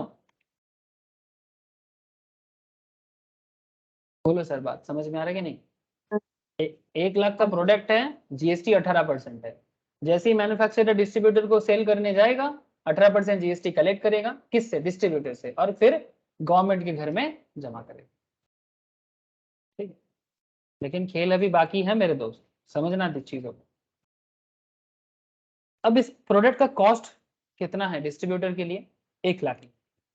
लेकिन इसमें डिस्ट्रीब्यूटर प्रॉफिट लगाएगा कि नहीं लगाएगा? স্যার সে তো লাগাবে, কিন্তু স্যার এই যে 1 লাখ টাকা তো কস্ট কিনছে, কিন্তু স্যার ও তো 18% জিএসটিটা তোর সাথে দিয়েছে, তাহলে ওটাকে আমি ইনক্লুডিং করলাম না এর মধ্যে। नो सर, ये 18% जीएसटी आपका कॉस्ट এটাই नहीं है। ক্যাসকেডিং। हाँ बोलो सर, নবনীল बोलो কি বললে? এটাই ক্যাসকেডিং ইফেক্ট। एटाई tax credit, thank you sir. ये 18,000 का क्रेडिट मिलेगा मैन्युफैक्चरर को, सॉरी डिस्ट्रीब्यूटर को। হ্যালো, হ্যাঁ সেটা তো আইডি যেটা হবে हाँ বলুন, নবনীল কিছু বলছেন? স্যার, ওটা তো এক সেকেন্ড সাউন্ড কোথায়? নবনীলের কোশ্চেনটা শুনি, তারপর তোকে আসছে ওর কাছে। নবনীল বলো, বলুন কিছু বলছেন নবনীল? না না, ঠিক আছে, হ্যাঁ সম্পদ বল কি বললি? স্যার বলছিলাম ওটা তো আইটিসি ক্লেম, যেটা স্যার ওই জিএসটি যেটা দিচ্ছে সেটা বাতিল করে দেওয়া, हाँ ওটা तो মাইনাস। हाँ तो ये 18,000, ये वाला 18,000 डिस्ट्रीब्यूटर दिया है ना मैन्युफैक्चरर को, तो डिस्ट्रीब्यूटर के पास ऑलरेडी 18,000 का क्रेडिट जमा हो गया।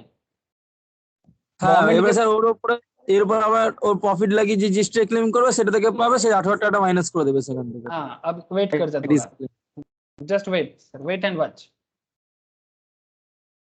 नाउ कॉस्ट तो इसका 1 लाख ही है, बिकॉज 18,000 तो गवर्नमेंट का है, 18,000 डिस्ट्रीब्यूटर का थोड़ी है। ठीक है, भले डिस्ट्रीब्यूटर ने पेमेंट किया, लेकिन डिस्ट्रीब्यूटर भी तो कलेक्ट करेगा रिटेलर से।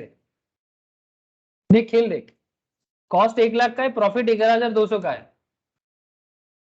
ओके, 1 लाख पे प्रॉफिट लगाया आपने 11,200 का, तो कितना लगा दिया आपने? टोटल सेल प्राइस कितना हो गया आपका? 1,11,200 का। अब 1,11,200 डिस्ट्रीब्यूटर का सेल प्राइस है, तो इसमें जीएसटी लगेगा, तो 1,11,200 का 18% कितना हो गया? 20,016। now this GST collected by distributor from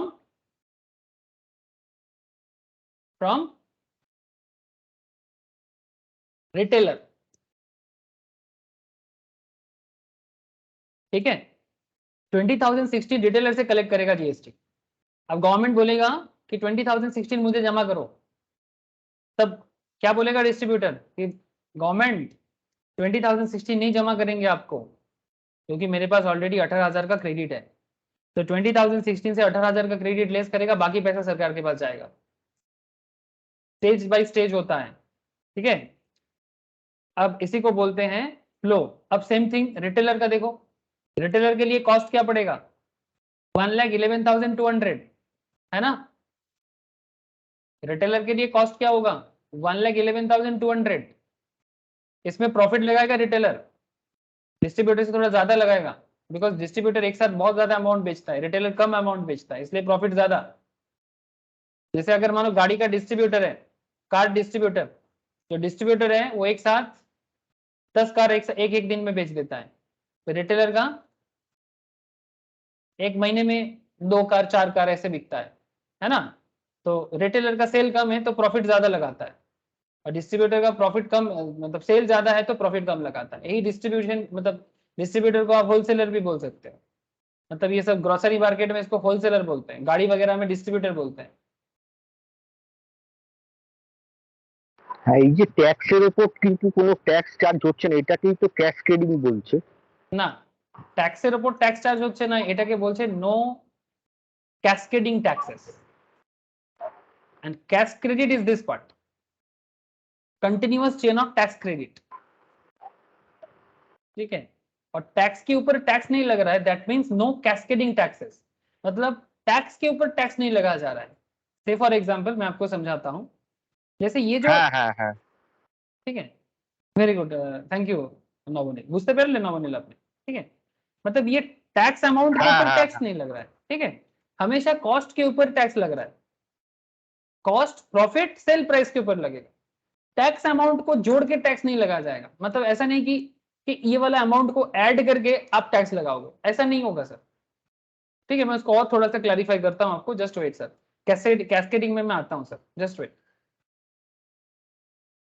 तो मैन्युफैक्चरर 1 लाख का प्रोडक्ट बना के 18% जीएसटी लगा के डिस्ट्रीब्यूटर को बेचा, डिस्ट्रीब्यूटर 1 लाख में परचेज किया, 11,200 का प्रॉफिट लगाया, सेल प्राइस 1,11,200 का किया, जीएसटी 20,016 का लगाया।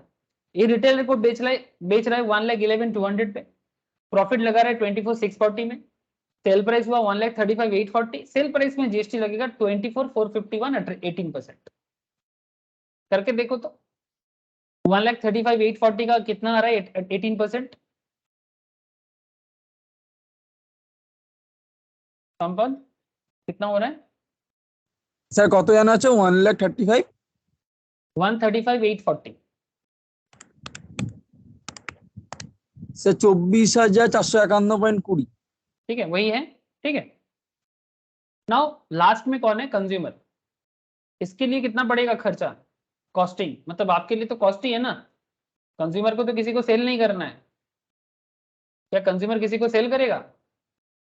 স্যার এইটা কনজিউমার কাছে স্যার পুরো ট্যাক্সেবল টাকাটা পুরো উঠে যাবে। বার্ডেনটা কনজিউমারের উপর দিয়ে পড়ছে, यस सर, पूरा बार्डन कंज्यूमर पे आएगा। ও ठीक है, কোনো ক্রেডিটও নিতে পারবে না।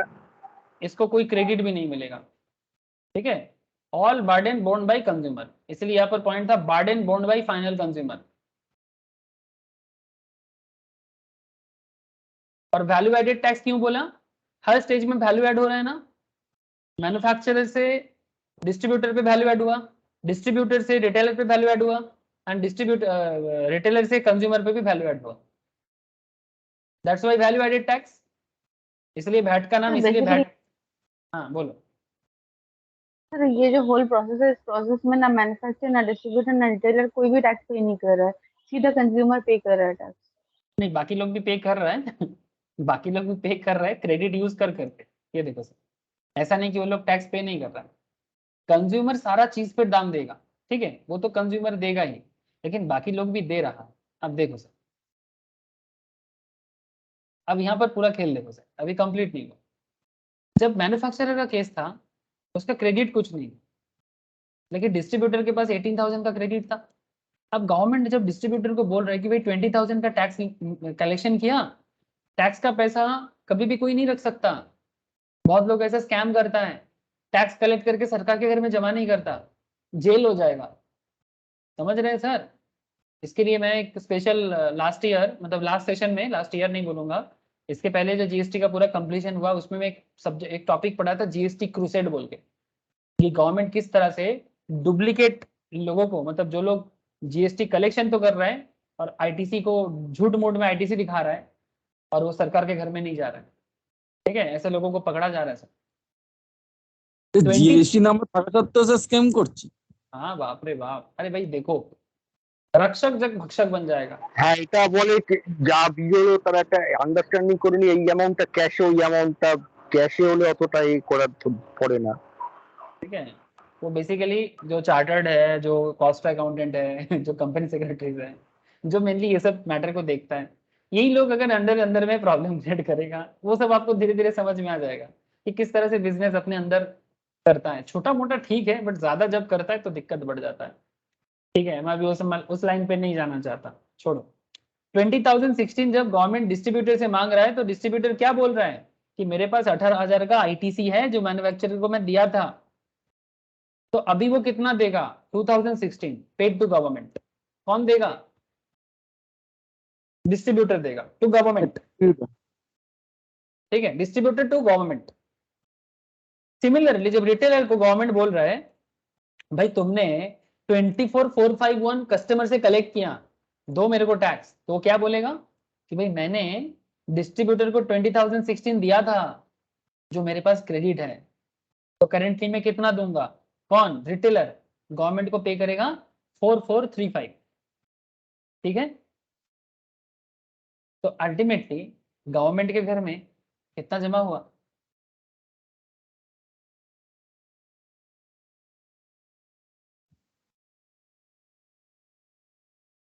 স্যার 24,451। जो अल्टीमेटली फाइनल कंज्यूमर भी लिया। कंज्यूमर दी दीजिए। ठीक है, कंज्यूमर सारा पेमेंट प्रोडक्ट के दाम पे तो पेमेंट करेगा ही वो, ठीक है, लेकिन कलेक्शन गवर्नमेंट से कौन कर रहा है? पेड टू गवर्नमेंट डिस्ट्रीब्यूटर भी कर रहा है, पेड टू गवर्नमेंट रिटेलर भी कर रहा है, पेड टू गवर्नमेंट मैन्युफैक्चरर भी कर रहा है, लेकिन उसका पूरा बार्डन जो है वो कंज्यूमर को ही करना पड़ेगा। কিন্তু স্যার এটা শুনেছি জিএসটি আসার পর থেকে নাকি স্যার কিছু কিছু প্রোডাক্টের দাম কমে গেছে, মানে প্রফিট মার্জিন কমেছে, এটা কি हाँ হয়? हाँ ऑब्वियसली दिखाते हैं, रुको रुको रुको जरा, सब बताते हैं। Now point is that value addition क्या था? 1 लाख फर्स्ट स्टेज में, मैन्युफैक्चरिंग स्टेज में वैल्यू एडिशन कितना था? 1 लाख। जीएसपी कितना है इसमें? 18%, 18,000। नेक्स्ट स्टेज में वैल्यू एडिशन कितना था? 11,200। वैल्यू एडिशन पे जीएसटी कितना होगा? 11,200 वैल्यू एडिशन है, तो 11,200 में 18% जीएसटी लगाओ। 2016 টাকা। थर्ड स्टेज में वैल्यू एडिशन है 24,640 रिटेलर का, तो 24,640 पे 18% लगाओ। 4,435। ठीक है, सबको ऐड करो, ये अमाउंट आ जाएगा।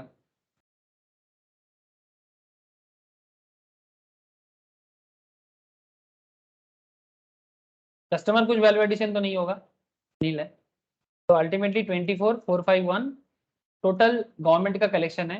एक 1 लाख का प्रोडक्ट है जो बनने में 1 लाख लगा था, उसमें सरकार ने ले लिया 24,451। ठीक है, अब यही तो है सरकार का इनकम करने का जरिया। गवर्नमेंट और कहाँ से कमाएगा? अगर गवर्नमेंट नहीं कमाएगा तो फिर मुश्किल क्या हो जाएगा? जैसे चाइना, सॉरी चाइना नहीं, जैसे श्रीलंका। স্যার এটা তো আবার ডিভাইড হয়ে যাবে এই 24,000 টাকাটা, हाँ 24,000 उसमें भी, টাকাটা ডিভাইড হয়ে যাবে हाँ CGST obviously SGST central government state government में डिस्ट्रीब्यूट हो जाएगा। ठीक है, सेंट्रल स्टेट में डिस्ट्रीब्यूट हो जाएगा। ठीक है, देखिएगा कभी कभी ममता दीदी बोलता रहता है कि আমাদের জিএসটি টাকা আটকে রেখেছে কাজ করব কি করে, ऐसा करके बताता है।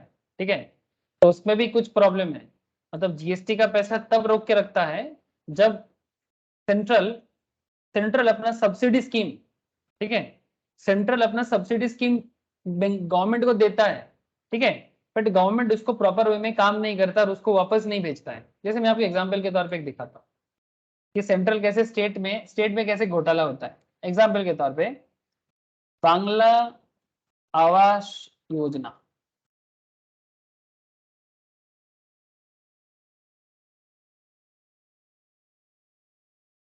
सर बांग्ला आवास योजना ये किसका स्कीम है?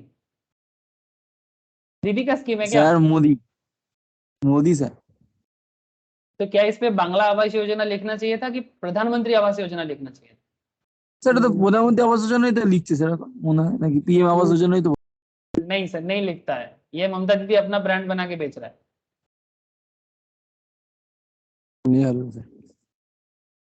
समझ रहे हैं सर?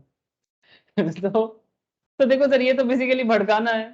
स्कीम सेंट्रल गवर्नमेंट का या लोगों को स्टेट गवर्नमेंट का क्यों बता रहे हो आप जो दे रहे हो आप अपना नाम लगाओ ना उसमें, आप बताओ ना कि वो मुख्यमंत्री योजना बोल के, लेकिन जो सेंट्रल का योजना है उसको सेंट्रल बताओ, लोगों को गुमराह क्यों करते हो? ऐसे सिर्फ हमारे स्टेट में नहीं, আচ্ছা दूसरे যেগুলো स्टेट में भी होता है। ওটা স্যার हाँ? স্টেটের ক্রেডিট हाँ? কার্ড যেটা করছে সেটা স্টেটের, তো ওটা স্যার हाँ, মমতা हाँ। বলতে পারে নিজে हाँ ऑब्वियसली वो এটা जो প্রধানমন্ত্রী जो নিজের নামে চালিয়ে যাচ্ছে। ठीक है, अब देखो सर ऐसा करेगा तो सेंट्रल भी तो बोलेगा ना कि दीदी आप एज पर दिस स्कीम काम नहीं कर रहे हैं, वो जरूर बोलेगा, क्यों नहीं बोलेगा? ठीक है, सिर्फ चिल्लाने से थोड़ी होता है, ऐसा कैसे हो सकता है? लोगों को ऐसा कुछ भी बोलोगे? हाँ, छोड़ो सर। अच्छा प्लीज मुझे ये बताओ सर, ये manufacturer distributor retailer consumer GST का डिस्ट्रीब्यूशन समझ में आया?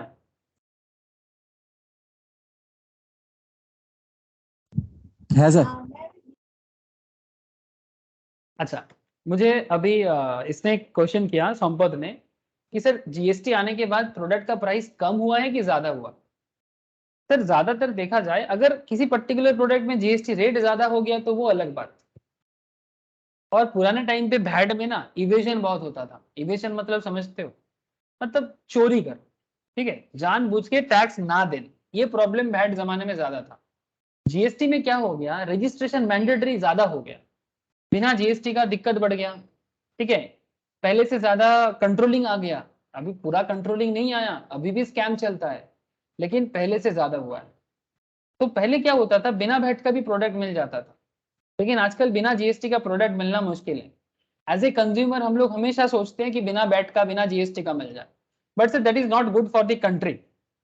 ना तो अच्छा कंट्री के लिए अच्छा है, ना तो स्टेट के लिए अच्छा है। मतलब एज ए सेंट्रल गवर्नमेंट, केंद्र के लिए भी अच्छा नहीं है, राज्य के लिए भी अच्छा नहीं। लेकिन सर जेन्युइनली अगर हिसाब किया जाए तो जीएसटी आने के बाद प्रोडक्ट का प्राइस कम हुआ है। अब कैसे, अभी आपको मैं दिखाता हूँ। और सबसे इंपॉर्टेंट पार्ट, कैस्केडिंग इफेक्ट कैसे रिमूव हुआ है, इसका भी आपको समझना पड़ेगा ना, कि how has cascading effect removed, या फिर हाउ कैस्केडिंग इफेक्ट किस तरह से हटाया गया है। यहाँ पर 4 पॉइंट था, आपको सारा समझ में आ गया। Value added tax, continuous chain of tax credit, burden borne by final consumer. अब मैं आपको लास्ट पॉइंट बता रहा हूँ, कैस्केडिंग इफेक्ट ऑफ टैक्सेस, ठीक है। ये आपको मैं दोनों में कंपेयर करके बता देता हूँ, जो जीएसटी पीरियड से पहले क्या था और जीएसटी रिजिम के टाइम पे क्या हुआ है। मतलब 2017 से पहले क्या था और 2017 के बाद क्या हुआ है। ओके सर,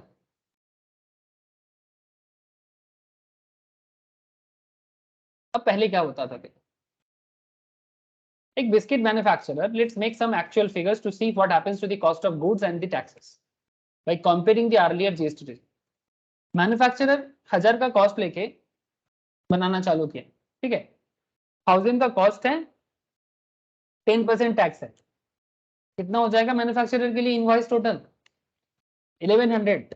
यस और नो, कॉस्टिंग 1000 का 10% अगर वैट है 100 रुपया, तो इनवॉइस टोटल कितना हो जाएगा 1100। क्लियर ना?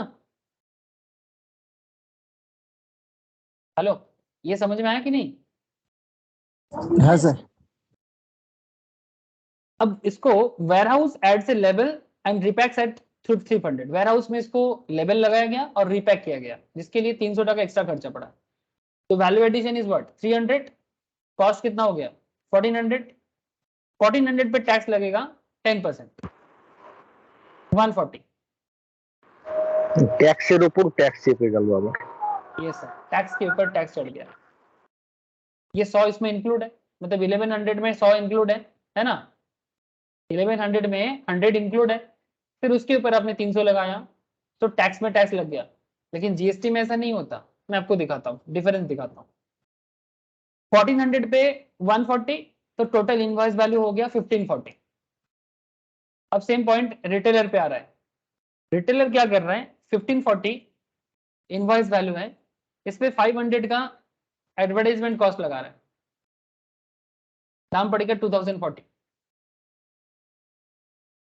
टैक्स रेट हो गया इसके ऊपर 10%, 204। टोटल इनवॉइस वैल्यू हो गया रिटेलर के हाथ में 2244। टोटल कॉस्ट आ गया आपका 1800, जिसमें टैक्स लग गया 444, और टोटल इनवॉइस वैल्यू हो गया 2244, ठीक है।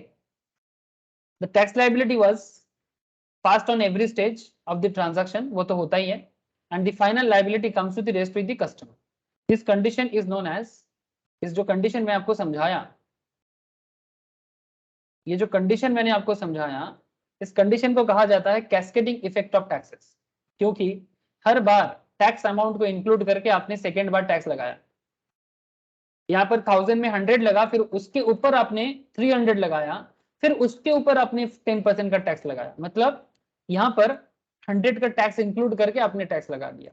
यहाँ पर 140 का अमाउंट को इंक्लूड करके, 140 का टैक्स अमाउंट को इंक्लूड करके आपने इसके ऊपर टैक्स लगाया। फिर यहाँ पर 204 का टैक्स अमाउंट को इंक्लूड करके आपने टैक्स लगाया। मतलब हर बार क्या कर रहे हैं हम, टैक्स के ऊपर टैक्स लगा रहे हैं। That's why this is called cascading effect of tax. Cascade मतलब स्टेप का टैक्स को भी इंक्लूड हो जा रहा है। लेकिन जीएसटी में ऐसा नहीं हुआ। जीएसटी में क्या हुआ है, 100 का टैक्स है, टैक्स लायबिलिटी 100 हो जाएगा, इनवॉइस टोटल 1100 होगा। लेकिन 300 का जो वेयरहाउस है, ये 300 आपका 1100 के ऊपर नहीं लगेगा, कॉस्ट के ऊपर लगेगा। 1000 का 300, 1300, इसके ऊपर टैक्स। फिर टैक्स लायबिलिटी कितना हो गया, मतलब पहले 130 पे 100 क्रेडिट है ना, तो 30, ठीक है, फिर आपका टैक्स हो गया 1430, फिर रिटेलर का कॉस्ट पड़ेगा 500, लेकिन वो 1430 पे नहीं लगेगा, 1300 पे लगेगा, मतलब 1800 पे 10%, 180 से 30 हट, मतलब बेसिकली 180 के अंदर 130 का क्रेडिट है आपके पास जो रिटेलर दे दिया था पहले, अब 50 देना पड़ेगा, तो 1980, तो टोटल आपका कॉस्ट पड़ गया 1800, टैक्स पड़ गया 180, प्रोडक्ट का दाम पड़ गया 1980 जीएसटी में। लेकिन सेम कॉन्सेप्ट वैट में दाम पड़ गया था 2244।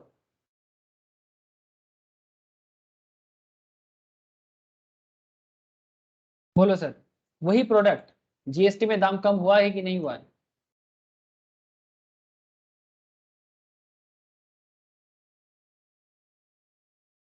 है सर।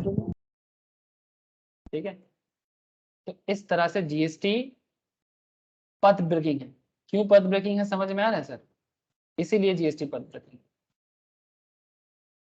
इसीलिए जीएसटी पथ ब्रेकिंग, मतलब आप टैक्स अमाउंट को ऐड करके फिर उस पर टैक्स नहीं लगा सकते।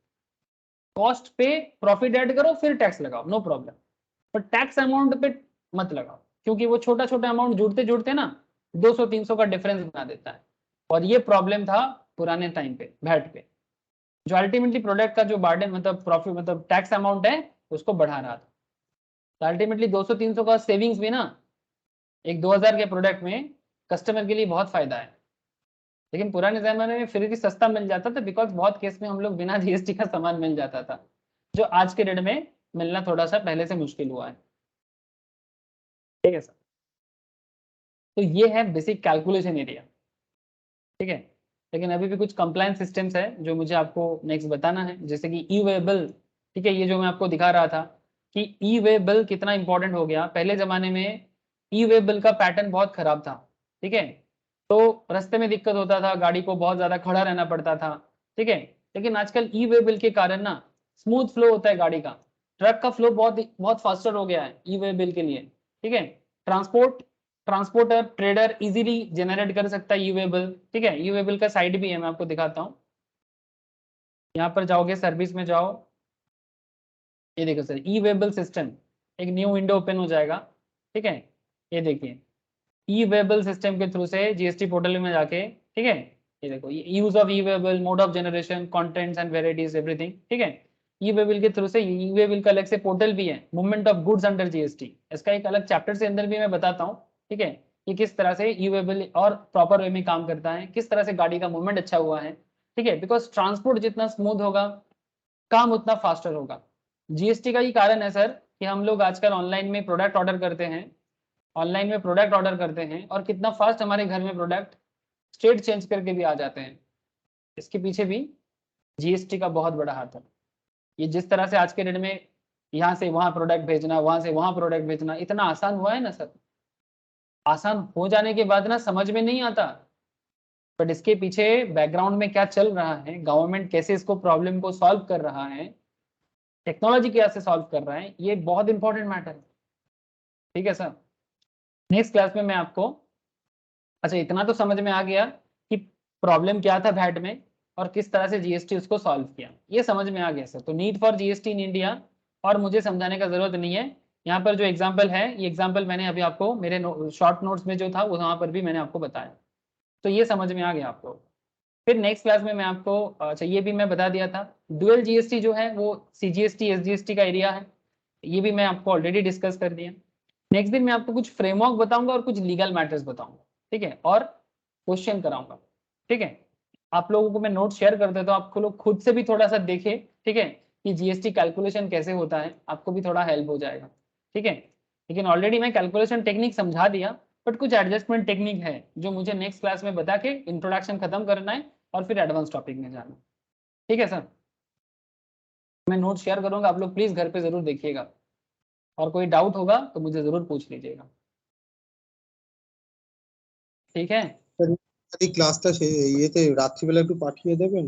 আচ্ছা আমি চেষ্টা করছি রাত্রের মধ্যেই সলভ করে আপলোড করার। আমি স্যার জয়েনই করিনি, এই জয়েন করলাম। শুনলাম তোর বাবার শরীরটা ভালো নয় সেই জন্য। ওষুধ কিনতে গেছিলাম স্যার, এই প্ল্যান করলাম। ঠিক আছে আমি পাঠিয়ে দেবো এখন, ঠিক আছে বাবা একটু হ্যাঁ, শুয়ে আছে মামসের মতো গলা ফলা ফুলে গেছে, গাল ফাল ফুলে গেছে ও মামস। দাঁতে দাঁতে দাঁতে প্রবলেম হয়েছে তো দাঁত গলা ফুলে। মুখের মধ্যে 6টা না 5টা দাঁত আছে খালি। তো ঠিক আছে, ওরকম হয়। ओके सर, ठीक है तो क्लास